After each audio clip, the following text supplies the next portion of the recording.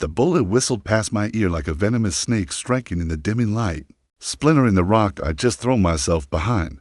My heart hammered against my ribs. Not from fear, hell. I'd danced with death too many times for that, but from the raw, boiling rage that surged through me. Who the hell were these shadows? I squeezed off 2 rounds from my Colt, the revolver bucking in my grip like a wild Mustang, and heard a grunt of pain from the darkness beyond the ridge. Dusty Ridge wasn't a place for ambushes like this. It was a forgotten speck on the map where men came to disappear, not die in a hail of lead. But as the echoes rolled across the Badlands, I knew this wasn't random. It reeked of old vendettas, the kind that festered like an untreated wound from my days in the cavalry, when I left more enemies than friends in the dust of the Indian Wars. I crouched lower, the gritty sand biting into my palms, scanning the horizon where the sun dipped low, painting the sky in streaks of crimson and gold. My name's Luke Harlan, and at 44, I've got more scars than stories worth telling. The one across my jaw from a Comanche blade, the burn on my shoulder from a branding iron gone wrong during a cattle drive gone to hell.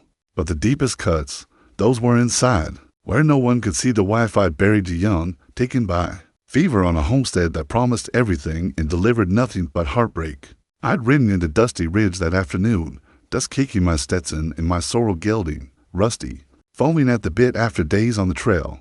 The town looked like it had been chewed up and spat out by the desert, weathered clapboard buildings, leaning, like drunks, a windmill creaking lazily in the hot breeze, and the main street rutted deep from wagons that hadn't come through in months. Folks here whispered about droughts that stole crops, outlaws who stole lives, and the kind of hard luck that made good men turn mean. I tied Rusty to the hitching post outside the Rusty Nail Saloon. Ironic name, considering the place looked nailed together with spit and prayers. My spurs jingled with each step, a rhythm that turned heads as I pushed through the batwing doors. The air inside hit me like a slap, thick with cigar smoke, stale beer, and the low rumble of poker games where fortunes changed hands faster than a summer storm.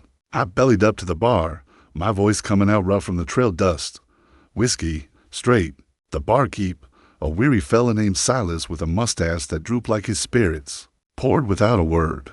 I was lifting the glass when the doors creaked open again, and the room went dead quiet. She stood there, silhouetted against the dying light, like some apparition conjured from the Badlands. Her dress, once a vibrant green I'd wager, was now faded and torn at the edges, clinging to a frame too slender from hardship. Auburn hair, tangled wild around her shoulders, framing a face that held exhaustion in every line. But damn if there wasn't a spark of beauty there, fragile as a desert bloom after rain. Her eyes deep brown, fierce as a cornered wildcat, darted across the room, assessing threats like she'd learned the hard way. The silence broke with a sneer from the corner table. Rex Caldwell, the local tyrant with a face pockmarked from smallpox, and a soul blacker than coal, stood up slow, his chair scraping like nails on slate. Rex ran a miner's ragged, extorting protection money from claims that barely yielded dust, and he built his empire on broken backs and buried secrets. Well, look what the wind blew in. He drawled, his voice oily as snake venom, a lost little lamb in wolf country. You looking for charity, darling, or maybe something more useful? His cronies, 3 roughnecks with yellow teeth and hands itching for trouble, chuckled low, rising to circle her like vultures. Over carrion, she didn't flinch, though I saw the slight tremble in her hands. Lifting her chin, her voice cut through steady, if cracked from thirst. I need food, water. I'll work for it clean, cook, whatever's fair. Silas the barkeep snorted, wiping the glass with a rag dirtier than the floor. No handouts for your kind, drifter. Get on out for you bring trouble. Her lips twisted in a bitter smile, eyes flashing. Fair? In a hellhole like this, where men like him. She nodded at Rex, prey on the weak and call it business. That did it. Rex stepped closer, his breath reeking of rock gut, looming over her. Watch your mouth, woman. We got ways to make you earn your keep, and they ain't exactly respectable. The laughter swelled, crude and ugly. But something in me snapped. I'd sworn off other folks' troubles after losing Mary, my wife, gone 5 years now. Her grave a lonely marker on a Wyoming hill.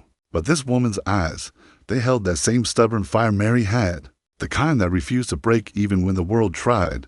I slammed my glass down, the sound cracking like a whip. She asked for basics. Caldwell, not your filth. Back off. The room froze. Rex turned slow, his hand drifting toward the pearl-handled revolver at his hip. Harlan, This ain't your fight. Mind your own, or you'll regret it. I stood, my 6-foot frame unfolding like a coiled spring, casting a shadow that swallowed the light from the kerosene lamp. Made it mine when you and your dog started circling a woman who can barely stand. You call that manhood. 3-on-1.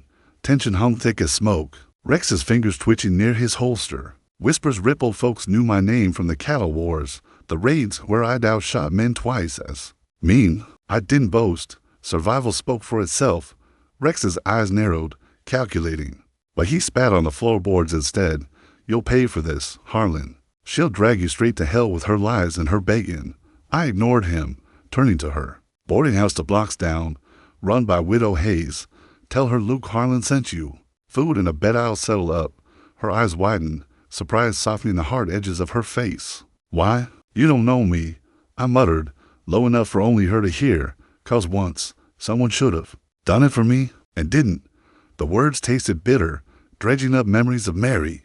Alone, in her final days while I chased ghosts on the frontier, she hesitated, then nodded, her voice a whisper, Emma Whitaker, and with that, she slipped out into the twilight, leaving the saloon humming with murmurs. I tossed back the whiskey, the burn steadying my nerves, but I felt the storm brewing. Rex's glare bored into my back as I left, and sure enough, under the starlit sky, I spotted her stumbling ahead, exhaustion claiming her step by step. Hey, I called, catching her elbow as she swayed. How long without eating? 5 days, she admitted, voice faint. Lost in the canyons after my horse threw me, we walked in silence to Widow Hayes' place. A sturdy 2-story with lamps flickering warm in the windows, like beacons in the dark. But I felt eyes on us from the alleys. Rex's boys, no doubt, slinking like coyotes. Widow Hayes, a stout woman in her 50s with a no-nonsense bun and a shotgun behind the counter. Ida Sharp, Luke Harlan, bringing strays now. What's her story? Needs a meal and rest, I said, tossing coins on the counter. On me. Hayes harumphed, but ushered Emma in, muttering about full men and their heroics. As the door closed, Emma glanced back, her eyes holding mine, a beat to long gratitude mixed with something deeper, a spark that stirred the ashes in my chest. Later, at my campfire on the town's edge, flames crackling against the chill desert night, I poked the embers with a stick, mind wandering to Mary, how she'd laugh at the stars, calling them our future mapped out. Gone now, all of it. A rustle broke my thoughts. Emma, wrapped in a wool blanket from Hayes's, stepping into the firelight. Couldn't stay cooped up, she said softly. Walls feel like cages, and you deserve the truth. After what you did, I gestured to the log beside me. Truth's optional out here, but sit. She lowered herself, the fire casting shadows that danced across her bruises, fresh ones, purple and angry on her arms. My husband, Tom, died in a mining collapse up in Colorado. His cousin, Victor Kane, swooped in like a vulture, claimed debts we never owed, said I could work them off if I was grateful. Her voice cracked, but she pushed on. I refused. So he spread lies, said I was a thief, unstable, set bounties to drag me back. I stirred the coals, anger simmering low. Power twists men like him. Seen it in the wars, officers selling out their own for a promotion. She leaned closer, the blanket slipping to reveal the curve of her shoulder, and damn if my pulse didn't quicken. I feel like the wind scoured me clean, left nothing but bones. Who helps a woman like me? Your breath in, I said, meeting her gaze. That makes you tougher than most. And maybe I see a bit of my past in you. The moment stretched, charged like the air before thunder. Her hand brushing mine accidental-like. But before words could form, hoofbeats thundered in the distance, growing closer. I grabbed my rifle, heart shifting to battle mode. Get down. Rex and 5 riders burst from the shadows, torches flickering evil in the night. Kane's paying $600 for her head. Harlan. Rex bellowed. Hand her over. Bullets zipped, one grazing my hat as I shoved Emma behind the rocks. Not happening. I roared back, firing into the onslaught. The fight was on, raw and furious, my revolver blazing in the dark. One rider flanked us, his grin wicked in the firelight. I spun, emptying my chamber in a blaze of fury, the shots thundering like Judgment Day. He dropped in a spray of dust and blood, my roar echoing wild across the Badlands. But we were outnumbered, and as the sand whipped up into a sudden storm, blinding the bastards, I grabbed Emma's hand. Run. We scrambled higher, winds howling like banshees, the world a swirl of grit and chaos. As the storm cleared, Rusty's limp told the tale a stray bullet had lamed him. On foot now, through treacherous ravines, with pursuit dogging our heels at a hidden spring. Moonlit water rippling soft, Emma bandaged a gash on my arm from flying rock. You could have left me, she whispered, her fingers lingering on my skin, sending a warmth I hadn't felt in years. Ain't my way, I grunted. But inside, something stirred a pull toward her, like gravity in the vast empty. Folks like us, we gotta stick, or the world's just dust. She looked up, eyes shining. Luke, what if we're more than survivors? The question hung, unanswered, as distant shouts echoed. Trouble wasn't done with us yet.